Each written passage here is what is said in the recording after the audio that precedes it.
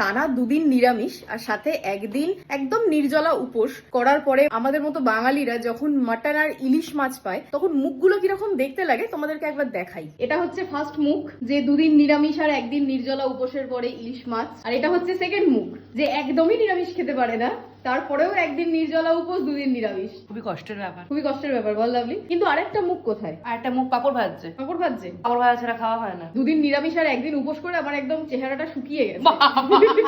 নাটক। দেখি তোর মুখটা একটু দেখি। কি হয়েছে? ওই যে নিরামিষ আর উপোসের পরে কিরকম এই লাগে? একটুখানি ওই খাসির মাংসের সঙ্গে একটু পাঁপড় ভাজা না হলে আমার ঠিক খাওয়াটা জমবে না। জমবে না? না। আর এই হচ্ছে মাটন, যেটার জন্য সকাল থেকে ওয়েট করেছিলাম। তুমি মাটন যদি হাত দিয়েও রান্না করো না তাতেও ভালো। না অ্যাকচুয়ালি তুমি মটন খুব ভালো রান্না করো। অত প্রশংসা করিস না। না না না, আগে মটন দারুণ করো। না মটন সত্যি তুমি খুব ভালো রান্না করো। কি তুই খেতে বসবি না? তোর মটন তোর জন্য কাঁদছে, দেখ পাতে ইলিশ মাছের তেল পড়ে গেছে। আর এরা কেউ কোনো কথা বলবে না, সোজা খাওয়ায় কনসেন্ট্রেট করবে। অ্যাকচুয়ালি আমিও করবো, কারণ আর পাচ্ছি না।